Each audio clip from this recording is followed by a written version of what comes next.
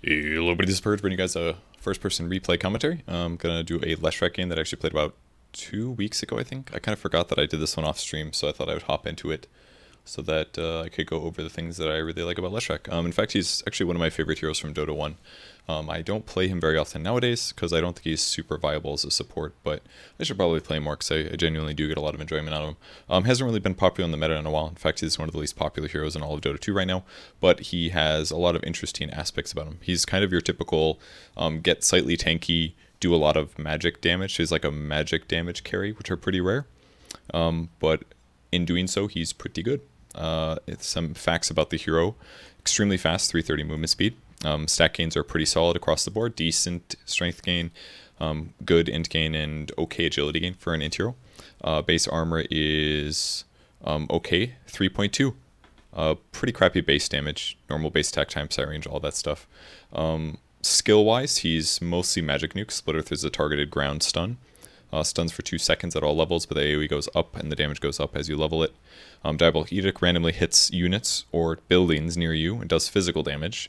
Does a lot more damage the more you level it up. And Lightning Storm is a bouncing kind of chain lightning that slows enemies for up to 1 second and has a very low cooldown of 4 seconds, but the nuke only does 200 damage. This skill has been nerfed a lot recently. The hero was actually very viable as a support recently, so I guess I was slightly misleading there, but that was mostly because the cast range was huge. You could cast it from it was like a 700 cast range or 800 cast range. It was kind of crazy. So you could kind of cast Lightning Storm into Split Earth all the time, and they reduced the cast range of Lightning Storm a few times in a row because Lesh was just too viable as like a dual lane zoning support with like an Orb of Venom. This was maybe I don't know, maybe 6 months ago, something like that. I don't think we saw him play at TI too much. Talent-wise, skill build-wise, your ulti is probably the best thing that you have. It does 100 magic damage per second at level 1. For a mana cost of 20 mana per second. So at level 1, it is ridiculous damage output, because if you stand by somebody for 5 seconds, you've used 70 mana to activate it, 20 mana per second afterwards, so you're talking 170 mana for 500 AoE magic damage at a radius of 450, which is a huge part of the screen. So Pulse Nova is kind of very, very strong. The more points you put into it, the more the mana per second goes up in a pretty extreme way, because it goes up by 20 each level, doubles first level, then goes up by 50% again, while the damage only is increased by 40. But between Pulse Nova and your other nukes, which all do just tons of damage, you can usually kill enemy heroes pretty fast. You're a high damage dealer. The problem, though, is that your survivability is not very high, HP-wise. As you saw, his strength gain wasn't great, so you want to fix that with items. Skill build-wise, it's kind of flexible. I would say this build it's the most build at all MMRs, but I would say it's not the best. I think a couple points of Split Earth early are really good, at least 1, maybe 2. Getting maybe a couple Lightning Storm early is great too, but sometimes you want Diabolic Edict as well, because it's so good at killing towers, and a lot of times you can activate Diabolic Edict, which continues to go on for 10 seconds, and then you just kind of walk with somebody with Pulse Nova on and you kill them. It's usually what you go for. Bloodstone is still always going to be a really good Leshrac item, because he has high mana costs with Pulse Nova, so gives you more mana pool, gives you more HP, lets you suicide if you get into some bad situation. If you're snowballing really well and you have a lot of hero kills, and you get all these Bloodstone charges, which further increases your mana pool by a lot, because each charge gives you 0.35 mana per second. It reduces your respawn by 3 seconds, so that's all good. Some of these items are kind of bizarre, though. I wouldn't really recommend Phase Boots too much. I mean, you can do it in the laning stage, but it has been nerfed for ranged heroes. And I would generally prefer like a Brown Boots into Arcanes, disassemble into Bloodstone, and then hold Brown Boots until later when you make a BOT, because it increases your movement speed by 50. I think that's probably around where the right build is. Bottle is very common. Sometimes you can get a Veil if you want to increase your damage a little bit, but it's a little item slot heavy, and item efficiency wise is not the best, but considering that almost all of your skills do magic, everything but Diabolic Edict, which is physical, it's definitely very solid to have. Kaya can also make your mana pool go longer, and increase your spell damage and more int. This is all good, but I think it doesn't give you enough survivability to be justified. You actually run out of item slots pretty fast on Leshrac, so I'd probably prefer this as a different item. Like, I could spend 1950 on a Kaya, or I could just buy Yule's Scepter, which is an extra 800 gold, but it allows you to Yule's yourself if you're in danger. You can Yule's somebody else to set up a Split Earth stun, which is really good, and usually when you do that, you'll Yule's them, you'll activate your Diabolic Edict that has a cast time, and then you'll land your stun. So basically, while they're getting out of stun, you kind of hit them with everything. It's kind of similar to Jakiro in that way, that you're setting up the cast time for some of your abilities. Yule's also gives you 30 movement speed, which is pretty nice, and the mana regen, and the little bit of int. So very good skill. You can dispel things like silence on your hero, for example. So I like a lot of these items. BKB sometimes absolutely necessary. If people get on top of you. Heroes you're good against are heroes that are weak to AoE. So Visage, Lycan, Naga Siren, all these guys you can clear their summons and illusions. Meepo, same thing, lots of AoE. PL, you're actually very good against PL. This is one of the nicest matchups against him that pro players do sometimes use outside of like cleaving kind of heroes. Good against Oracle. I'm a little surprised about this, but I imagine there's just so much damage in an AoE that Oracle can kind of only save one guy. A little unsure about Lone Druid, Doom, Troll Warlord, but a lot of these guys just maybe don't outdamage you, and you can outdamage them, is my assumption. Heroes you're bad against are Darkseer. Do not know why. Confused about that one. Maybe he gets individually tanky, and you don't have that much single target damage is my guess. Nyx Assassin can mana burn. Enigma, maybe just... I'm not sure. Some of these are a little interesting. But most of them are individually very tanky, or they have things that kind of counter your hero. Lots of magic burst damage that prevents healing, so they can kind of just kill you. Bristleback's pretty close to impossible for you to kill, because most of the time he'll just run away from you while you do damage, and he quill sprays you with physical. Interesting. Oh yeah, talent-wise, armor and 250 mana. I'm usually a big fan of the 5 armor, because you have a lot of HP from Bloodstone kind of items, so having 5 armor makes that extra health go farther. 250 mana is good, certainly, and it does have a pretty comparable win rate, but generally I would argue it's not needed too much because you already have a lot of items that increase your mana pool. Some pro players do get this skill though over the armor, but I'm still kind of a big fan of survivability things, especially on a hero like Lesh, who does kind of get up in the enemy's face and try to stay alive as long as possible. At 15, you've got 15 strength and 30 movement speed. Now, a lot of pros do grab the strength just because it helps you survive through burst kind of situations. And in super high level games, surviving through burst is usually more important than having a little bit more movement speed, just because players are more coordinated. So if you do get out of position, they're going to kill you right there. And if you survive, you can usually buy yourself time to use a Yule's, heal up afterwards, and get back into the fight, for example. But I'm a huge fan of the movement speed talent, because if you're faster than your opponents, and you already have good disables between like Lightning Storm and Split Earth, then you can kind of just chase them down more often than not and help secure kills. Or if people are trying to kill you, you can kite them better, stay away from their chasing, for example. The 20 talent, this one's a little bit one-sided here. 25% evasion is kind of a cool idea, because usually the solution against Leshrac is physical damage, single target physical, so being able to just get a 25% evasion perk is kind of cool, because then if they do try to kill you, they're going to be missing 1 out of 4 of their attacks, unless they buy a Monkey King bar. And a hero being forced to buy an item like MKB, when I am only forced to get a level 20 talent only, seems like a good trade sometimes. With that said though, Pulse Nova damage is almost always the right one to grab, because it increases your damage of your ulti. And 50 is quite a bit. Each level of your ulti is 40 points. You could argue this is better than an extra level of your ulti. So that puts you up to 230 damage, AoE magic damage, which is huge. So this is probably what you need to get in almost all cases, just because it increases the speed at which you kill creeps, increases the speed that you kill heroes, all that stuff. 25 is almost always a one-sided decision. 80% of players get the Diabolic Edict explosion. 50 Diabolic Edicts, if you don't know how many of that is. The level 4 Diabolic Edict, well, it always does 40 explosions, but it does 40 explosions of 36 damage. It means if you add 50 on top of that, you're increasing it by 125% in terms of the amount of damage dealt in that 10 seconds. So that's kind of a big deal, because the amount of damage it does is huge. 36 physical times 40, or in this case, 36 physical times 90 is a stupid amount of damage. So if you're fighting against single heroes that are not too weak to magic damage, or if you want to kill towers super fast or buildings super fast, the Diabolic Edict explosion talent is by far the best. This game, I actually messed around with Lightning Storm because, it's plus 3 seconds of Lightning Storm slow duration. So rather than it being 1 second of slow duration, it's actually 4 seconds, which is kind of insane if you think about it. It's a 75% movement speed slow. It has a 4-second cooldown, and it can slow people for 4 seconds. Now, late game, when people have BKBs and stuff, yes, they're magic immune. Yes, they can dispel the slow. But the fact that you can cast it so often, I think, is appealing.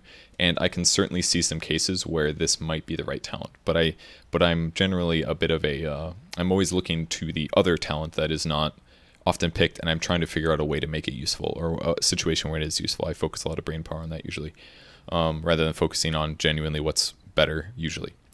So, Diabolic Edict Explosion, amazing for pushing towers, amazing for finishing Raxes when your opponents aren't paying attention, amazing for solo killing or helping to kill heroes that are magic immune, or maybe don't have the best armor, or maybe that have popped Black King Bar or whatever. It is a really, really good talent, and almost always the right one, based on the win rates here. So I am slightly off on the talents that I sometimes prefer. Okay, so that's the hero. Hero meta statistics, 48% Divine and above, and he's one of my higher win rate heroes. I have about 70% win rate with 53 games. I am a big Leshrac fan. I'm just going to go over here really quick and then close that window so we do not lag at all. Yes, save. And you have gotten... It's me! Alright, let's do it. Leshrac, that was your Dotabuff. Everything you'll need to know. Yep, I'm talking in game. Okay. This is turned on from casting.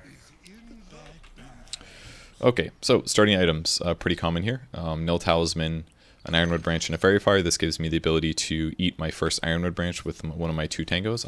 You're gonna get blocked, bro. To eat your first tango so that you can instantly get 2 tangos of regen out of your first tango shared, and then the later one will kick in, and by then you should have more regen. You also just want this build usually because it gives you quite a bit of damage. This is a 10 damage bonus, which puts me at a 53 damage. I got to see him place his ward here. I think... Yeah, I do remember de-awarding this. I just had a delayed sentry come out. So I was planning to bring that out with bounty runes or whatever else. So if you're mid, you're almost always going to want to block the creeps. I feel like I blocked terribly. Again, I'm a very fast hero, so I do have some advantage here. Nope, I did okay actually. This is a pretty good block. Okay, that's gonna give you the perma block, man. It was against an alchemist. I forgot about that. He blocked poorly, which maybe you could argue was a tactical choice. But me getting the creep wave under tower was really bad because my base damage isn't so good that it's gonna allow me to easily last hit. So I really screwed myself here by not looking ahead with my camera and seeing that he missed his block or he didn't block well. And by making that mistake, it guaranteed that. At least made it very difficult for me to get last hits. I actually can't believe I even have 2 last hits right now. I thought I missed more of those. Maybe I just wasn't seeing the gold pop up because we're watching a replay. Not sure. But basically my goal is that I want to get as many last hits as possible. I want to limit the alchemist's advantage, and by doing that, what I want to do is I want to limit the amount of gold that he's getting. So that means I want to last hit and deny as much as possible. I missed my 1 attack there, but I'm basically looking at my 2 skills as very low mana cost of ways to get last hits, pretty much. Because I know that I should have probably, if I wanted to eat that, I probably should eat my Ironwood Branch because now I'm on a bigger delay, but it's okay. I probably want to get last hits when I can. I want to deny every single creep that I can, and I usually want to use spells to get last hits that will also damage the alchemist, because then I'm getting a last hit with some spell mana here, or with some mana, and then that is also turning into... and then that's also turning into harass on my opponent. And if I do that correctly, then it's going to mean that Alchemist gets zoned out of lane more. So whenever he comes up to the creep wave, if I do have an opportunity to harass him, I'm obviously going to go for that. So he's kind of hoping on getting a rune here for whatever reason. I think this is maybe just he's a little bit lower of a lower skill player, and I am playing with players that are between basically 2.4 and 3.5k MMR or something like that. So this is certainly a lower level game. So keep that in mind here. Obviously all the players are going to be higher level than my friends. So I kind of have to solo carry the game a bit. So what I'm going to do, can I pause this? I can't. Alright. Sorry about that. Everybody's sending me invites right now. Always go for the range creep denies like this when the hero's out of lane like this. Wasn't sure if I was going to be able to get that one in a one-shot or not, but... Alright, dropped an Ironwood Branch, ate that Tango, because that's going to be the rest of my regen. I should have walked out my bottle already. This is kind of way delayed. Bringing out a salve as well, because I'm expecting to take a bunch of damage. When I think he's going for a last hit, I'm going to throw out a nuke, like so. And I'm generally prioritizing my last hits over his, which is maybe not the right move, but at this point when he's got 2 points in acid spray like this, it's a lot harder for me to guarantee that I don't get out harassed by just standing in it, because it lowers my armor and it does physical damage over time, which means if I stand in, I'm taking damage. So I can't just live in there really, unfortunately. As much fun as it sounds like to bathe in acid. I've also got a bottle now, which means that contesting runes is really important. So when we're leading up to the 4-minute mark, I 100% want to make sure that I push the lane out. That way he has to take the creep wave to the tower, and I should have more ability then to guarantee last hits. Thinking about stunning if needed. Going for any denies I can. Doing a great job of missing last hits whenever possible. And this is probably a moment where I could just salve, perhaps. Don't remember if I did or not. Yeah, just bop the salve just because if I used that earlier, I would have better been able to deny or contest these 2 last hits. And I also didn't push the wave wall here. The rune is spawning. It's not top because I have a ward there, which is nice, but in the same vein, I'm not doing a very good job of preparing for these. Now, because the creep wave is dead and I know the rune is bottom, I'm just going to drag the creep wave down here because I know that's probably going to mean that I can take the creeps with me and I'm not going to miss them hitting the tower. I will miss the last hit potential on this creep, but other than that, I actually haven't lost that much with going to get the rune. Again, trying to do some slight harass whenever I cast a spell, that only doing about 100 damage, and once again, some truly incredible last hitting so far. I also kind of want to tank the creep wave outside of the tower range, then I ruined that here, but luckily this one was outside of range. I'm at 25 last hits now, Alchemist is at 13. Again, he's not a very high skill player, so it's not completely unreasonable. It's not like I'm dumpstering him by playing really well. It's more like his mechanics are just not nearly as good. They got to Bounty Rune a little bit late. Alk ran all the way over for it, which is fine, but probably not a good use of his time. In the same vein, I do have a DD, so like he's not really going to be able to contest the lane too much right now in his defense. I've also gotten 3 points in Split Earth now. Again, the AoE goes up, the more levels you put in it. The damage goes up by 60 per level, so it doesn't scale amazing, but it's going to increase my chance that I can actually land a stun on him if I have more points, which is, I think, why I leveled it up. I'm also going to activate my DD now. That way I can deny more creeps, because I should be able to get most of these. I denied probably 2 of those or something like that. Step out of Acid Spray, pull from the bottle. I don't remember what level I got here. Did get my ulti at 6, by the way. Pretty important that you do that right now because it does scale so well. I also know that he's sitting over here and he's going to wait for the runes, so what I'm going to do is just walk up to him with my ulti. The AoE is pretty big, and so if I just stand here and follow him, and that means I'm probably going to be able to get a kill. Pretty easy. And I also knew that he wasn't level 6 yet, which is one of the advantages that I got by him just not coming, by moving out of the lane a lot. Because he went for rune top, and because he went for the bounty rune, and because I denied way more creeps than he did, 18, that's why I have this level advantage. So the benefit of having a ward here actually just helped me so much, because I got to spot that he was waiting at that bounty rune. If I'm going to miss the last hit, I can always turn on Pulse Nova for a second, costs me 70 mana, but then I'll get a last hit. And I've also gotten a regen rune from that successful kill, which felt pretty nice. At this point, I'm way overdue for spending money. I definitely should have bought something prior to this. I could argue for something like a raindrop maybe to make ganking less likely to be effective. Would be an option. I'm gonna walk up and chase him here again. Going for the stun. Unfortunately, I made a mistake not activating my regen early enough. I actually got really close to messing this up. So what I did poorly was I didn't pay attention to how much mana I had, and while I was diving there, my Pulse Nova ran out. And because it ran out, that meant I had to activate my regen to give myself some mana, and then I had to turn Pulse Nova back on again, which cost 70 mana to activate it. Whereas if I just used the regen while I was chasing him under tower, then it would have been offsetting my 20 mana per second cast, and then it would have kept my mana pool a lot higher. So I made a pretty big mistake actually not activating that earlier and letting my ulti run out, because it's only a matter of time basically until I end up dying. If I do stand there under tower with no creeps. But considering I was pretty farmed and he could have maybe like stopped and turned and fought me. I don't know if he actually had acid spray or not, but spending some items now to make ganking more viable here.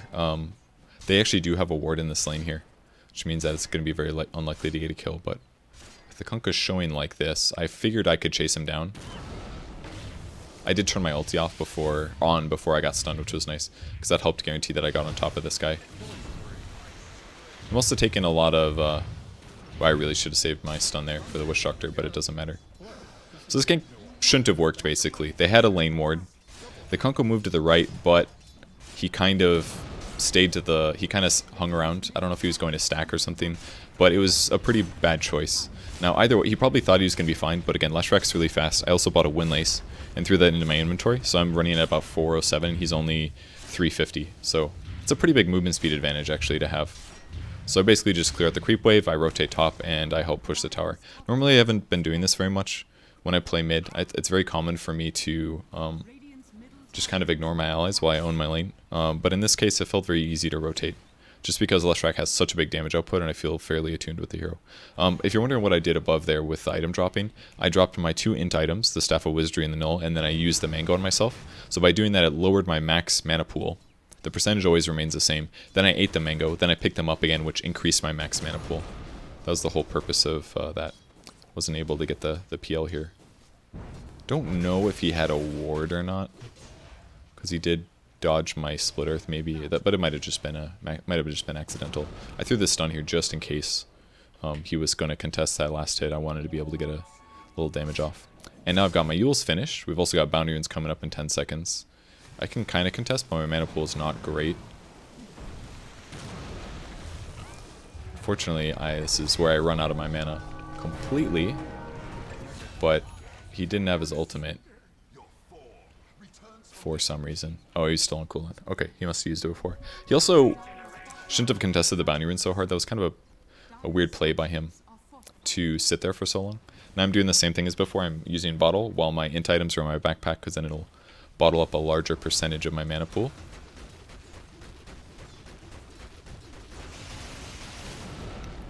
Trying to get a lightning stun off on the PL, but he's going to dodge it. I do break another charge of his raindrop. When I see raindrops like that, when I have this much nuke power, I just think like, boy, I want to ruin that raindrop, man. That's all I think about. It's like, oh, there's a PL. Let me throw some lightning out. Break your raindrops. He's gonna get my the range creep tonight. I could tell at this point basically that he was the high skill player on his team most likely, because his level of play was certainly higher than what I had seen from his allies so far. So I have to be a little careful though. I don't have that much HP. There I was checking his raindrops. Down to 2. And now that I'm low like this, things are a little dangerous. I just got my heals here. It's a nice kill by him. I thought that was an illusion or something like that. And again, I'm gambling anyways by hanging out mid when I only have half HP. I also didn't have enough mana really to do that much. I guess using the Yules kind of guaranteed my death as well. Maybe I should have done like ulti ground stun and hope they didn't kill me in time. But either way, that was a stupid death. I was looking at the shrine and wanted to go shrine, but then it got used, and I was like, I'll nuke one more wave and go back. But I probably should have just gone back to base, because I gave him, what, 800 gold for a mega kill streak, plus I'm probably by far the most farmed. Oh no, we're actually about equal now. After giving him that kill, I've completely equaled the net worth, which is a huge mistake. If I just don't die there, completely different. In fact, that's part of the reason I really wanted 5 armor this game. If I'm against a PL, I'm going to have to deal with a lot of physical damage coming from him, especially from Diffusal Mana Burn. When you ban... I can't TP bottom, but I can run here. When you use Diffusal Blade to Mana Burn somebody, it does physical damage based on some of that damage that you Mana Burn. So having armor is so big. I'll take a really easy kill here.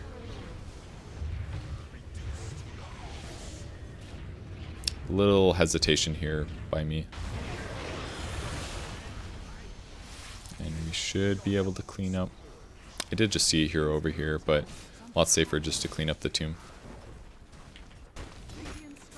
And now I'm going to have to go run back mid, now that mid is being pressured. Queuing up Bloodstone. I think this is basically almost send the courier to the secret shop territory. It's not showing gold pop-ups for last hits, but that's right. Got 3 points in Edict. Now I don't really need my stun to max out. I'd prefer to get Edict to max out a little quicker. Pretty easy for me to do a lot of tower damage here. This is kind of danger mode territory last hit wise, and I did actually miss that one. It's a pretty big mistake actually. That's like, I think you lose like 140-ish gold. It ranges a little, but you can lose a lot of gold by missing a tower last hit. Don't let creeps get those. My damage is not that great though, 73, which is part of the reason why. Get another regen rune. I am very overdue for some health increase, which is why I picked up my point booster here. Getting the Vit booster next would certainly be the right choice. And now because mid's slightly pushed out, I kind of want to play in the upper section of the map. So usually what you want to do when the tier 1 is dead like this, it's not very safe for the enemy team to contest you because it's so far away from the safety of a teleport. So it's pretty easy for me to basically farm this area of the map. So if the creep wave ever comes past this like elbow point, I can usually safely push it out. And then I can also go to the jungle here or jungle here and then kind of just do a little triangle, push the wave, take the 2 camps. Team is fighting though, so I'm going to try to show up to this one. Dragged my Null Talisman in a little bit late here, and I felt like fighting, so I popped the regen here. I'm turning my things on before I approach as well.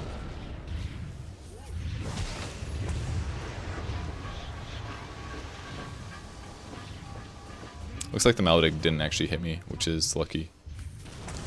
And then I turned once I realized that I still had Maledict, or I didn't have Maledict on me. So if I have Maledict on me, I'm really dead. I also didn't realize I was wasting bottle charges a bit here. If Maledict hits me, I'm probably dead for sure, and that's most likely a bad fight.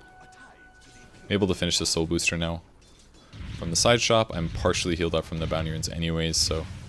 Like, I basically knew that I was quite far ahead this game in terms of survivability, so I felt kind of comfortable walking in. But again, I don't think it was... That was not a good play, I don't think. Against better players, I would have gotten cleaned up there really hard.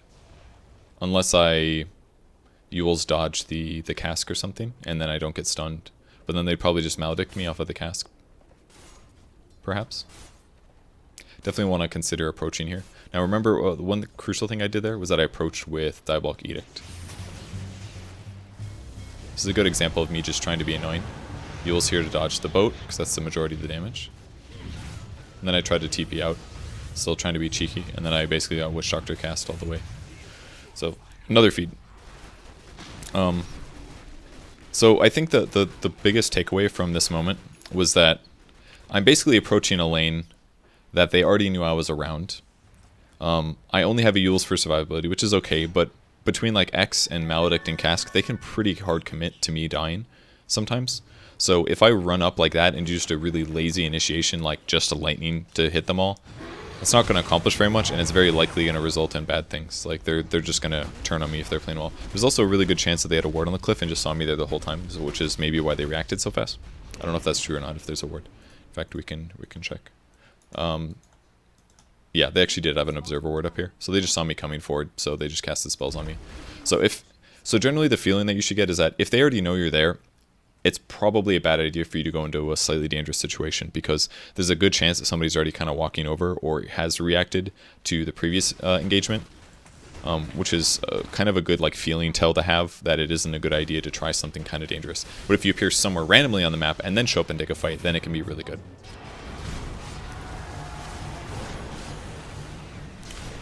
Trying to initiate here. Got my Edict going now too. Just gonna try to focus on the zombies here. Now I realize I was very in trouble. Yule's dodge one hit. I wasted a lot of mana on my ulti this whole time too. And I think what I actually should have done is gone to the PL over here. I don't know if I knew it was real though. I'm gonna try to outplay this guy. It's really hard though. He actually has Radiance. This is very close. I don't know if his team backed him up properly or not, but I was a little bit worried about getting run down here. I'm looking at my talents right now. Picked up the movement speed talent. I didn't have... Oh, that's... They scanned here to see if I was going to be super greedy. I was. I just in a different place on the map. Grabbed an illusion rune. Getting some heal out of this. Picked up my bloodstone as well now, so now I have more HP regen, because this has a perseverance component. And then you just want to drop items. I don't think you can put that into your backpack, so I just dropped it on the ground. It's a little scary, but if they don't have invis heroes, I'm not as worried. And now I'm basically at like Leshrac glory territory. Like I've got lots of movement speed, 450. That's my base movement speed right now. I've got a bloodstone, so I've got tons of mana regen and health regen. Didn't really want to Yule's here. I could have, but I didn't think it was needed. It wouldn't be good to just stop one stun, basically. My armor's also okay. 7+5 is not bad for an in-tier with this much HP. Again, from my armor talent here. I'm going to wrap around and see if I can help out here.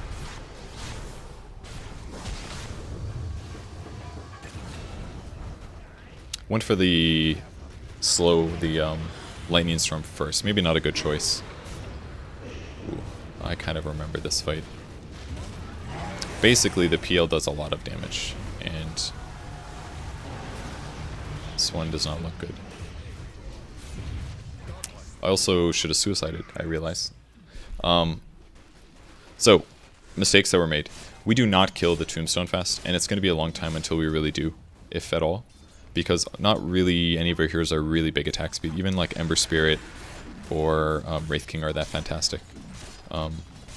We kind of wish that Moonhead had shown up to that fight. I think there's a chance that we could have maybe won it. He also had a Blink Dagger. I remember this. This was very frustrating. It was like, dude, Blink, go away. On the bright side, he didn't lose his ulti, but yeah, we don't have treads on Ember Spirit. He went Brown Boots, which is a little atypical, but fine. So let's say those 3 deaths were pretty bad. Made a little mistake here. I should have turned Edict on before I stunned. It was so close. That was so close. If I turned on Edict beforehand, that wouldn't have been as close, because I probably would have had an extra right click, most likely. I'm not even going to mess around with the catapult, because I wanted to go check to see if the bounty was still there. And then in between camps and the lane, take the camps. See them moving here. I'm picking up my plate mail now. It's going to increase my personal survivability by a lot.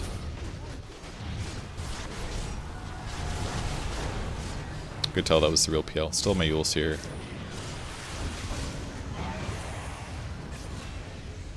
I am quite slowed. He did use Diffusal Blade on me here to slow me down. Just wanted to check to see if he was juking here, but it makes more sense that he just ran straight. In fact, we can see him.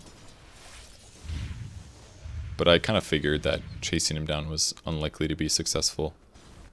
But we did kind of see his pathing, I guess. But he's also low, so that means we can probably pressure this tower a little bit.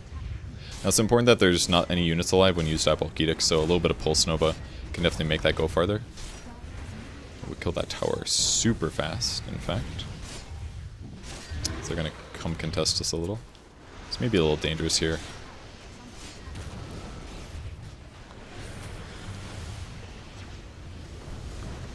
Need a suicide, yeah. Definitely an overreach from me. Again, I'm playing too confident here. Moonhead needed to get a blink off there. Did not do it in time.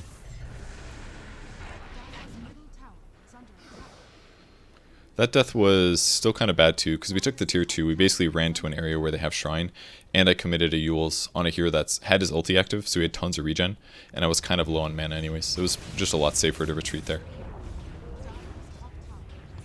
I've got the plays to get ahead in games like these, but I generally play too cocky and do stupid things that make it a lot harder to get wins, that's for sure. There's so many times that I've ended up killing myself. I'm gonna get hit by the boat here.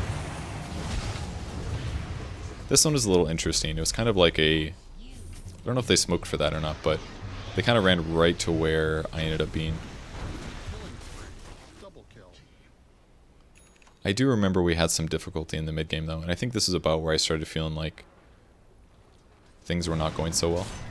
But with that said, I think a lot of that is based on me not playing fantastic and not taking super ideal fights. And also realizing that like Yules alone is not going to save me against what I'm up against. I do need a BKB really bad. I didn't necessarily plan to like rush a Shivas here right after the Bloodstone, but I absolutely intended to get just the plate mail alone, just so that I would have more survivability, minimum as like a side item. And plate mail's really good for that actually. Sometimes it's only 1400 gold, and if I have this much health, it's actually giving me essentially 800 more survivability against physical. That I would need like, I would have to take 800 more physical damage before I die by having the plate mail, which is really valuable. And it also means that any regen that I get is worth 50% more against physical damage while I'm getting regen. So a lot of really good things about having a little plate mail like this. We probably shouldn't both be hitting creep wave like this, but we don't really have that much control over our jungle over here, and we know that they're in the area. I still don't think we have Radiance yet. We've almost got Relic, but I think I was calling for my team to smoke or something. If Ember hanging out bottom, I said I think we're smoking through our jungle.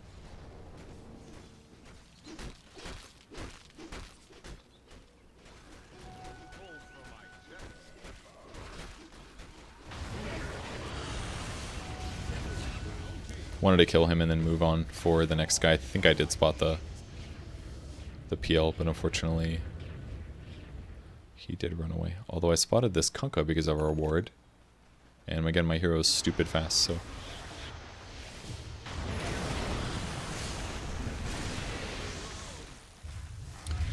That kill was pretty solid.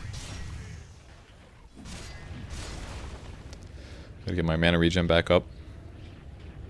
It is really high though, 24.5 right now.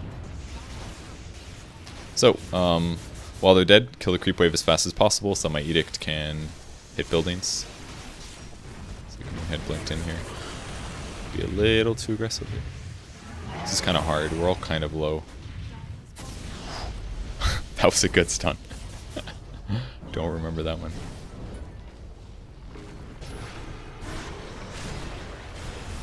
I don't know, they're kind of like half committing to this. It's kind of weird.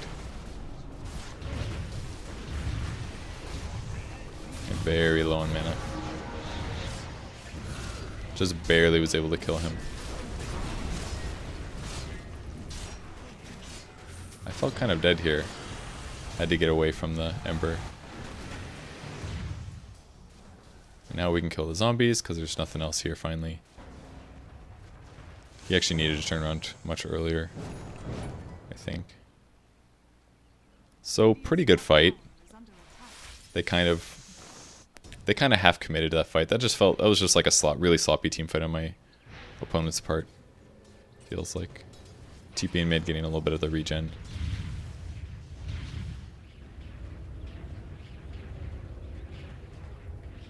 Ooh, that's a good rune. Lower cooldown on your spells is great. More stuns, edict, etc. Gonna try to get this lane pushed out. Maybe didn't need to shrine there. That's a little overkill. These guys really had a lot of wards everywhere.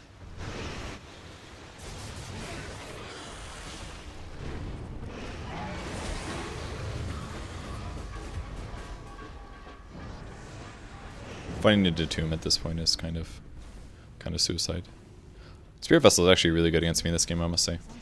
Lowers my regen by a lot. That was like 7 HP per second. Which ends up being like, I don't know, 70 extra damage. Plus I have high HP, so the amount of regen that he's getting is pretty large. Just going to wait for my BKB money here. Just about finished. Won't have a TP, but I still do have brown boots, but I think it's probably okay. Maybe you could justify, maybe I should have gone like a phase or something, have more damage kind of a thing, but I went for this fight because I have BKB. I know I can't be touched, so. I realized as I was throwing the stun that I should have just used Yules. I got like way too close. Undying level 15, so he gets a 2-mon drop. Lost Moonhead top, he just kind of AFK pushed, unfortunately. But once you get BKB, man, life is a lot easier. I also got to use Arcane Rune before I did it. I also got to like ground stun 2 heroes. It was nighttime. They probably needed a ward behind tower. I don't think they were maybe expecting us to have to defend, but it's like one of those games where you just kind of need to get a BKB no matter what, because it just helps the game so much. It's like, oh, if there's a good opportunity to fight, if you're farmed at all, if you feel like you're ahead, BKB just lets you take those engagements, and if your opponents are out of position, there's not much they can do about it. You basically have to like punish their positioning mistakes, which I did in that moment. That both Alk and a support were standing hitting tower, so I got to do tons of AoE damage, both of those guys. The 20 talent I got Pulse Nova, of course, 230 damage per second here. I'm also waiting 10 seconds for a rune. I don't necessarily want to go for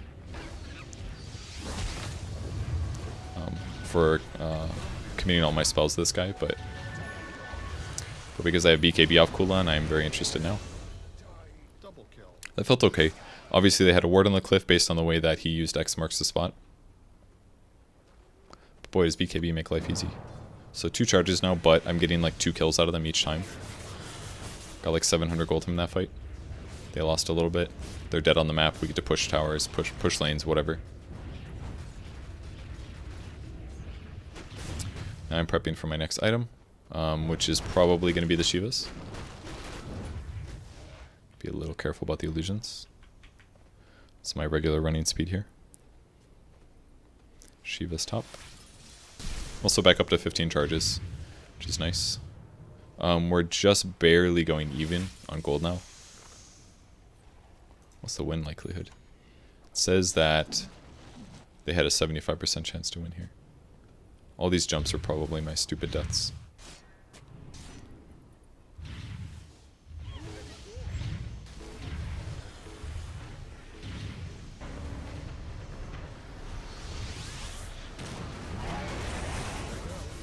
Did get maledicted here.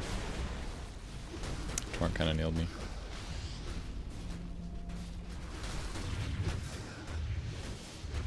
Seems like I wasn't really sure what... It's like one of those weird fights where everybody's like still kind of in the area, but nobody's like running away far enough where they should to disengage.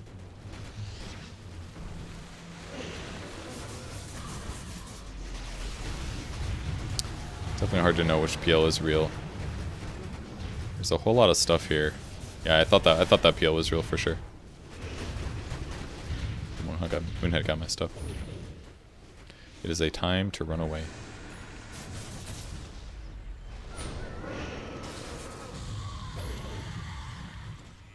It's one of those moments where having a billion movement speed is actually really useful. You end up getting cleaned up on the back line. But I lived. I really wanted to turn and fight this. I thought there was a real chance I could kill him, but it's really dangerous. TP'd over here where he probably wouldn't expect it.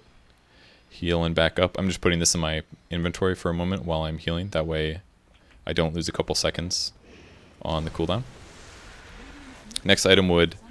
I'm queuing up Aghs. I don't remember if I bought that before I got the Boots of Travel. I think at this point I felt good enough about... Shit, that's right, Ryan got initiated on over here.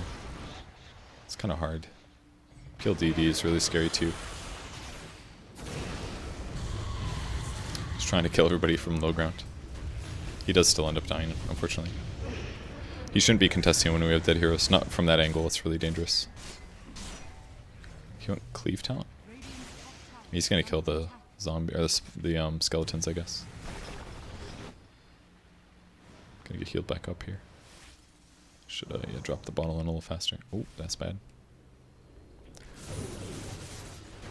Okay. I'm gonna chase a little bit. I figured that was the real one.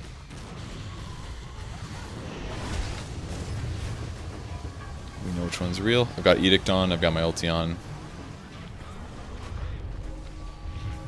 I'm really chasing on him here. Actually, I'm missing. Luckily, he didn't get another doppelganger off. That was really close. I chased really long too. I also didn't realize that was his godlike streak. I assumed that we would have killed him by now. At this point, there's basically nothing they can do. Like, the Alchemist cannot kill me. I mean, his build is... I don't know why he has Mjolnir necessarily. It's actually... His build is just... His talents are completely wrong. He should have gone Unstable Concoction, cooldown, and the damage. He's technically supposed to have like an Octarine core right now. And yeah, he's got damage right now, but he doesn't have very much armor. I don't know. He can't even get close to contesting me. So I'm sure there was lots of mistakes with like shitty builds and stuff this game. Anyways, I wanted to pick up the Aghs this game. The reason why was because I was against a lot of melee heroes this game. In fact, 4. So if I get Lightning Storm duration slow, that means that if these guys get slowed by lightning, then they're going to be slowed for a very long time, outside of BKB or Manta style usage, for example. Turn off Pulse Nova when you're killing catapults. Use Diabolic Edict. Pro tip. And with the Aghs, what it does is that every 1.75 seconds, I believe, that it does... yeah, every 1.75 seconds, it will Lightning Storm a nearby enemy, and it will prioritize heroes, I believe. Now, I slightly misunderstood this when I played with it originally. That and I even tweeted about it, and people corrected me that it only hits one unit. It doesn't do a bouncing Lightning Storm, which would be pretty damn ridiculous because, I mean, it's already really good, right? Every 1.75 seconds, I'm getting a free Lightning Storm. That's 200 magic damage, and it slows people for 4 seconds, which is very good. But if it also bounced, that would be kind of insane damage output. Either way, still very good. If there's only one unit, you're getting a guaranteed perma-slow on that guy. because it's lasting for 4 seconds, and it comes out every 1.75. So that means if I'm in a 1v1 situation, I can pretty much perma-slow that guy outside of him having a Black King bar. So that's why I wanted to pick up the Aghs. It also increases my survivability a little bit, some raw HP, a little bit of stats, a little bit of armor, not much. Survivability of the item itself is not great, but damage output-wise, it's really solid. We're looking for a hero over here somewhere because my smoke broke. Not really sure. Oh, man, here they go. Here we go. Pop my BKB, worried about the Kunkka ulti. Found 2 other heroes here.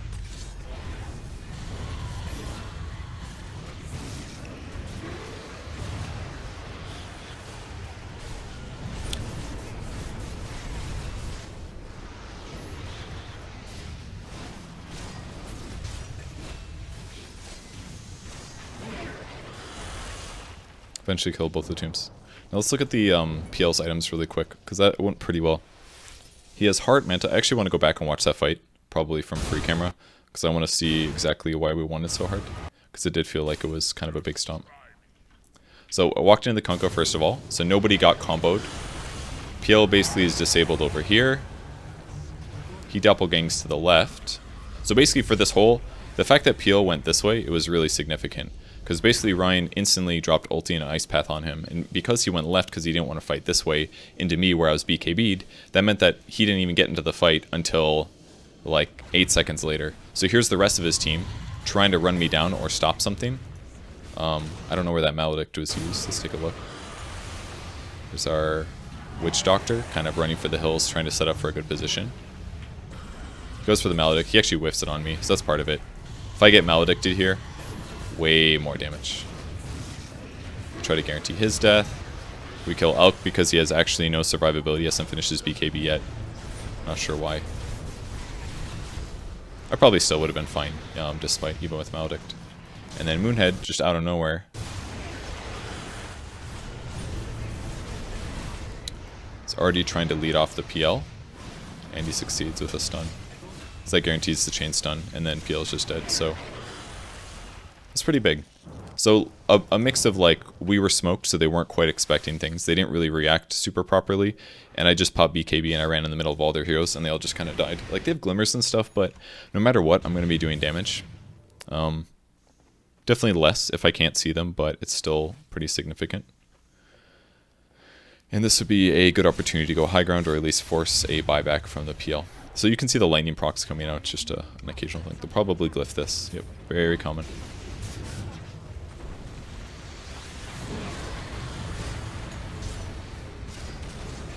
Use my BKB and my spells here because I was maledicted. I'm trying to Yules here to stop some of the maledict damage, but I mistimed it pretty bad. Really hard for us to keep going here, because my mana is so low. They also can see like everything now. Certainly time to leave. Very glad they didn't teleport behind us. Dangerously running over for this haste rune. Sorry about that, let me show that again. The Kunkka's showing, this is kind of dangerous by me, but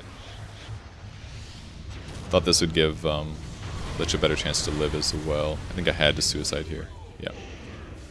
I could have just not gone in, of course.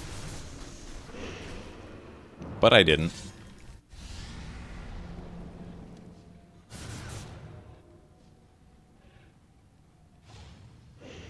Very dead. Let's go try. Oh hey, I'm alive. How long have I been alive?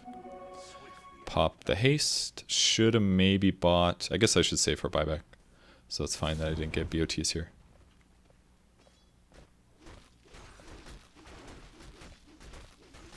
Figured that one wasn't real. Always ready to run at people. Now, one thing that's really important is look how slow these dudes are. I genuinely feel like the PO illusions cannot chase me enough as much. I mean, maybe part of it is that I do so much damage, but I have lots of movement speed. I also have movement speed slow with 4 seconds of Lightning Storm slow. So outside of the PL charge, which is a 4-second cooldown, by the way, they can get to me, but once they hit, I'm basically already running away again. It's kind of what it felt like to me this game.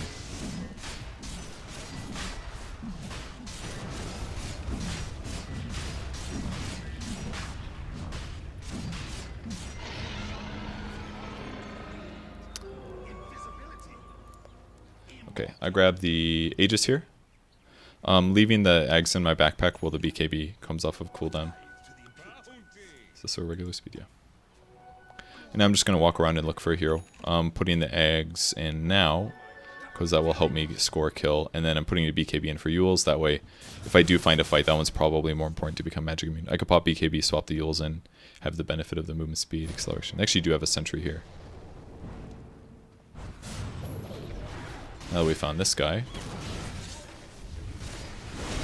This is a really good cast, though. Definitely ruined our lives. And I also didn't have Yules there to get out of the cask in some ways, so.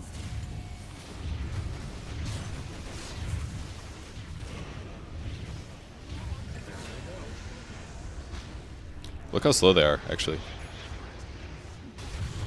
I'm still gonna die, I think. I probably should have done a turn stun instead of a stun in front of my face, because the AoE of Split Earth is not that huge. Would have been a little bit faster, but it would have been harder to run away from it. But that was a big feed. They had Vision. They got a Maledict cask on 2 of us, perma-stunned, so it was just a little painful here. I can definitely see the benefits of the slow, though, in some of these engagements, where I'm just kind of walking away from them, and they're just slowed by a stupid amount. Against a PL, it kind of feels good. I'll have to keep watching some of these team fights closely to see if it makes that big of a difference, though. It might just be that my net worth is so much higher than the PLs that because I'm tempoed ahead of him in terms of net worth, that he's having a hard time. I don't necessarily know why that is, but he's also picked up BKB, which is probably not a bad idea. It's like a way to basically ignore my damage for the first couple seconds, at least. Looks like they are certainly going to kill Ryan, our Jakiro. I should have communicated to him that what I was doing was dangerous, because I went to push a mid, I knew they were in the jungle, so I ran this way, but he kind of was sitting behind me. So that was just my fault for not communicating to him where they likely were, and that what I was doing was only kind of possible because I am so fast, regardless of haste, and able to get out of danger. So I'm just trying to pick up some farm in the meantime. I could potentially... I don't have BOTs right now, or a teleport scroll, so it's a lot safer if I just go back here.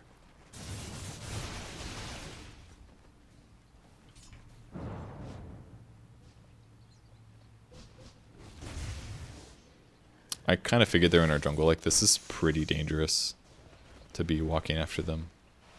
This is kind of insane, actually, I dare say.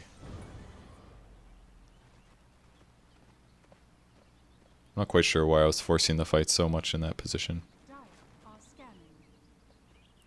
And then, because we're waiting, go hit creeps. You can really see the lightning storm here. It's only hitting one guy. But it does help. Yeah, I mean, even if I did get the Diabolic Edict explosions, it's just not very good against PL illusions. In fact, it's... I mean, it helps, because it is going to be doing more physical damage, and that physical damage is amplified against PL. But he also has pretty high armor. 31.2. So it's not exactly easy to kill them fast. So my thought was that, like... I was definitely expecting Aghs to do bouncing laning, but it still does do a lot of damage. So I'm watching them on the map right now. They do start walking towards me, and they glyph this, so I'm going to start running away now. To be slightly concerned about the fact that the bounties are spawning shortly. It's my BOTs, yeah. I farmed enough to have surplus, so now I'm even faster. 508 is my movement speed. That was in case there was somebody that got to the bounty first. I got there late, so didn't want to mess that up.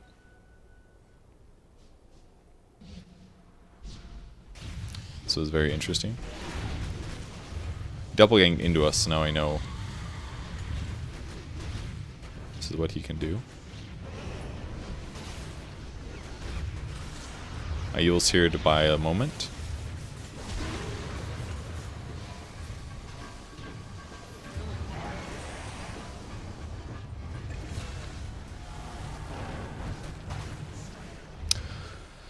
Oh man, it's just so good, I don't know. Okay, they still killed me.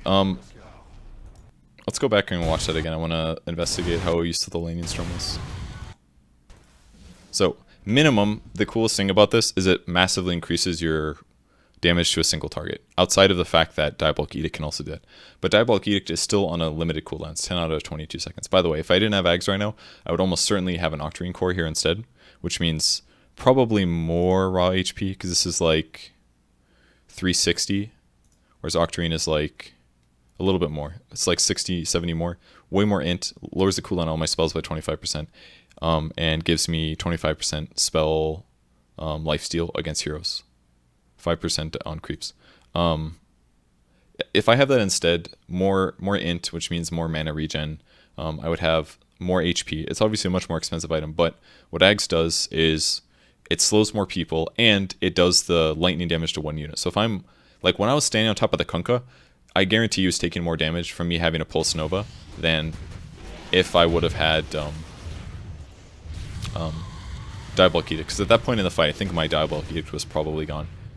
Here's a guy that's, look at this. This guy's literally being blocked by his own illusion right now. Do you see that?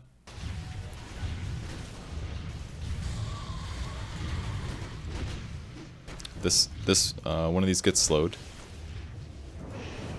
This guy's wasting BKB seconds because he's blocked by his own illusion. Yules dodged the cask stun. Now this guy's stun are slowed. Good as zap. There's a zap. Down to 100 movement speed. He grieves, hits him again. 100 movement speed. Literally got 100 movement speed this whole fight. Now they're chasing me. That guy gets slowed down. Try to go for a teleport. A little too slowed. I should have just suicided. Would have been the safe thing. Or maybe if I had Octarine Core, I could have done another Yule Scepter. Something like that. And now I may have to buy back, because I ended up dying. Did they... Don't know if... I don't think I killed the PL there. Anyways, my feelings from that fight was that I definitely need Octarine now. Because I still have really good damage output and stuff, but I need a little bit of like infinite longevity. You don't really get that from just a little trickle HP regen from a Bloodstone. It doesn't really cover you enough. Whereas if I had Octarine, I would have been able to take that fight kind of indefinitely. So you can I think the easiest way to criticize Aghs is that, like, okay, it's cool and good and all, but it could be an Octarine, which is absolutely fair. I mean, obviously Octarine's a lot more expensive. 5,900 versus 4,200. But it's when you're talking about limited item slots like this, it's absolutely a thing to complain about. Not sure which of these are real or not. Just playing safe for now.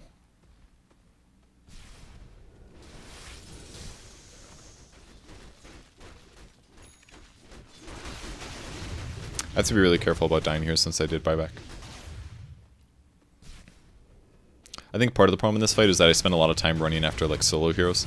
I wasn't really able to get on top of all of them, which helps a lot. It's also, there's so many places to run in this area of the map. Makes things a little hard. Got Moonhead pushing out the top lane. Trying to take the shrine here. Alright, got the shrine. Got an Elk. It's Elk's items right now. It's got BKB finished, and he also went Abyssal Blade. Went Chem Rage regen. I kind of feel like if you have Abyssal and Mjolnir that you should get the Chemical Rage based attack time, especially with BKB. I don't think he needs the other one too much there. It's like we're hanging around mid, see a couple heroes. PL did go Doppelganger cooldown, right? Yeah, he did.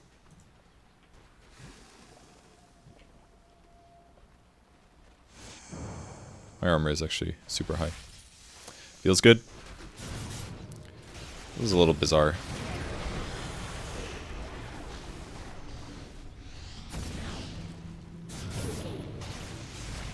And some slows. Abyssal here was a little scary.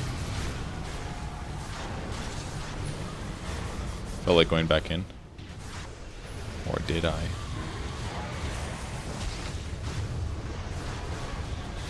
Heals in here to buy myself a second. Chain Frost is over here actually just ruining lives. This fight looks really solid for us. I'm a little worried about dying. Let's buybacks from Witch Doctor and Elk. Kinda want to TP on one of these, but I don't know why they're going back into this fight. This feels a little weird to me. I guess wanted to kill that guy, but you gotta really jump that time.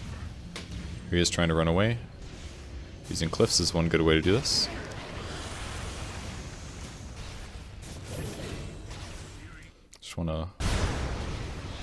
wanna select his hero. This happens. He's being lowered down to like 250 when he gets nailed by the slow, looks like. Did I get my lightning off? Is that what happened?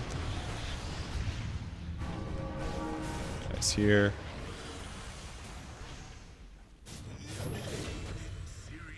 I'm not sure. I think maybe I toggled my ulti, got hit by it or something. Maybe these fights are like too bizarrely chaotic to really talk about Aghs too much. Maybe I'll have to play it more, but I think this game felt really good to me. Like, why is this guy out here? He really shouldn't be. Like, kills like that we got for free don't well represent the item. It's very safe to say.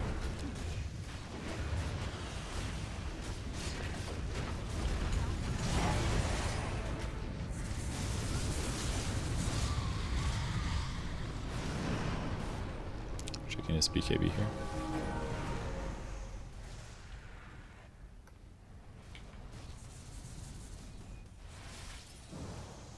Get a couple buybacks. So at this point I realized I really did need Octarine. So what I did was I sold my Euls and got that. Now normally this is probably not the move because it is removing one of my survivability options. Now I just have BKB to stay alive through disables, silences, stuff like that. If they get like an Orchid or a Bloodthorn or something, I can't remove it outside of Black King Bar, which is really dangerous. So I don't know if this build works normally. And this is usually the problem with Aghs, is that you just can't really fit it in. You need a BKB, you need a Bloodstone, you need an armor item like Shiva's, you need Octarine core late game to have crazy sustain. And then your other item slot is usually the Euls. And I've actually lost some movement speed going with this. Sorry, let's sage this a little bit here. I think they were taking Roche and we realized.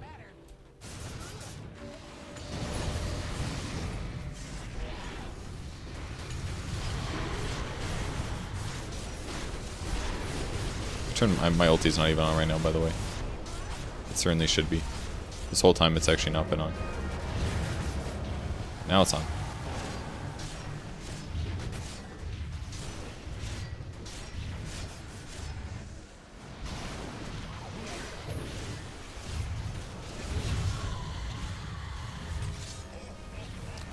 Look at this guy's movement speed.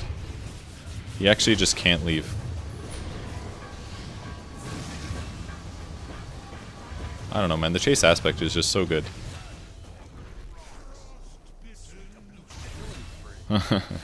Like...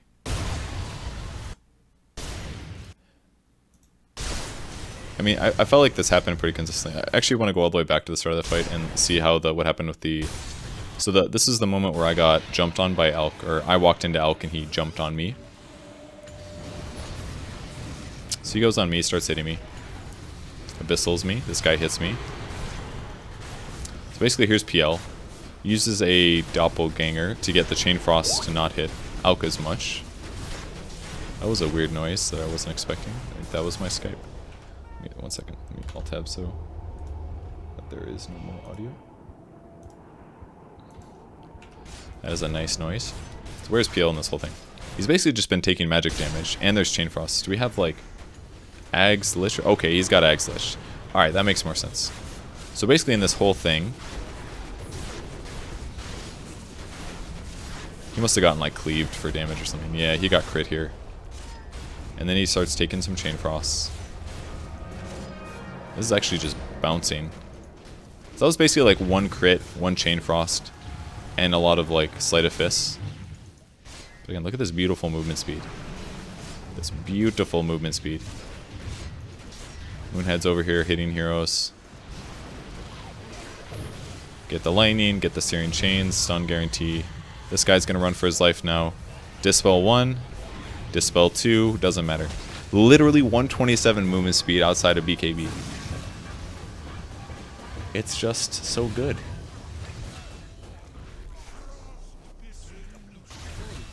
And it's just so much burst too. I know she hits really hard, she's got 120 damage, but still, I turn this on, I'm instantly doing 260 damage with Spell Lamp, and they get hit by another 200. It's like I turn on Pulse Nova near one guy, and they instantly take 430 magic base. I don't know. It just feels good, man. And by having this, I'm lifestealing more than I would normally anyways. Obviously, Diabolic Edict is still amazing at lifestealing. And if I have it, I kill these racks really fast. But, like, look at that. I don't even have to cast a damn spell. I just need to walk near the guy with my ulti on. I'm sorry, we gotta slow this down. I feel like I'm misrepresenting the speed. Alright, disabled, disabled. Start walking at this guy. All of a sudden I'm like max movement speed. He gets slowed.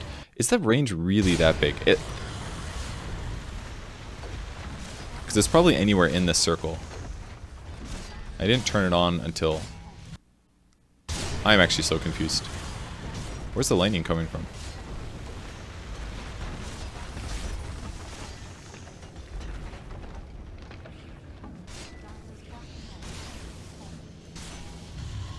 Alright, I want to see the exact moment that the lightning slows him.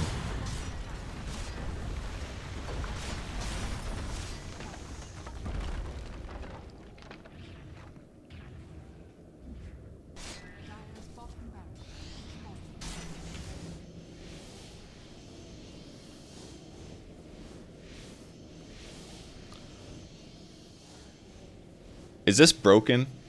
As in, like, is it supposed to do this? Do you see this shit? This is like... This is like I turned my ulti on, and it Lightning Storm checks for the cast range of Lightning Storm. Not the cast range of Pulse Nova. The fact that that guy got hit by lightning just now is crazy. That's like the same as what happened to the PL over here in the jungle. Is that it's checking to see if they're within Lightning Storm range. So I can literally turn on my ultimate from a range of whatever this is, 750. It says that too. The radius is 750. Which I'm pretty sure... It's actually more than this. This is not the radius of my cast. If anything, what happened was the cast range of Lightning Storm that got reduced a bunch. It's still there for Aghs Lightning Storm. So if there's a hero and no other creeps, because again, if there was... It prioritizes heroes, right? So even though there's creeps within 750 of me, it prioritized a hero. So if I turn on Pulse Nova within the vicinity of 750 units of an enemy hero when I have Aghs, that person is instantly hit with a Lightning Storm. That means arguably, I don't know what the cast time of Pulse Nova is. Let me check. I think it's probably really slow or really low. Because I just want to check to see if there's a windup. Sorry about the audio, guys. I know it's like a cycling, but this is super, super important as to why the Aghs might be really, really good. I just want to see the cast animation for Pulse Nova. Alright, it's 0. That's what I thought. That's what I assumed based on how fast it comes online. That means that if I have an Aghanim Scepter on Leshrac, and I turn Pulse Nova on, if there's a hero within 750 units of me or an illusion, they will instantly get hit by a Lightning Storm. So I can instantly cast Lightning Storm with Pulse Nova, basically. Which means I don't have to stand around throwing a Lightning Storm using that animation, which by the way, I just closed the window. That was really stupid. For comparison, the Lightning Storm cast animation is pretty damn long, and you have to stand still while you do it. But if you have Aghs instead, that means I can cast Lightning Storm when I feel like it, which means it's not... I can spend more time doing other stuff, right-clicking, attacking, casting Split Earth, or Diabolic Edict. I don't have to stop moving and cast Lightning Storm and then cast Split Earth, and then wait a couple seconds, cast Lightning Storm, cast Split Earth. I basically run around, use my ulti, sometimes cast Lightning Storm when I've got time. Lightning Storm cast point is 0.4 seconds. It's huge. All of the cast times on Leshrac are actually massive. 0.7 seconds for Split Earth, 0.5 for Diabolic Edict, 0.4 for Lightning Storm. Those are huge. That is how this hero is balanced, despite the fact that all the spells are very low cooldown. And now, instead of spending 0.4 seconds casting my Lightning Storm, I can just cast the other two spells, arguably. Or I can cast Diabolic Edict like once, and then focus primarily on Split Earth, and occasionally cast Lightning Storm. That is insane. The fact that this actually shoots out at a radius of 750 is really, really strong. And look, then I just catch up to him, and then 1.75 seconds later, he's dead. Or caught. Like, if you do not have, like, Force Staffs and Glimmers, like, I feel like you need both items. Feels like you just die. I don't know. This... 750 radius. Is this even 750? This attack range is 600. So this isn't 750. 750 has got to be, like... It's probably, like, here. It's basically, like, the whole screen. I can turn my ulti on, and during a fight, if there's a hero nearby, they will get hit by a lightning storm. And then they'll be slowed for 4 seconds. That feels really abusive to me. And I genuinely, especially seeing now how it works, the fact that it's a 750 radius around my hero, that feels really, really, really strong against melee heroes. Against ranged heroes, it's not the same, because them being slowed is not that big of a deal. But against a melee hero, that's really good.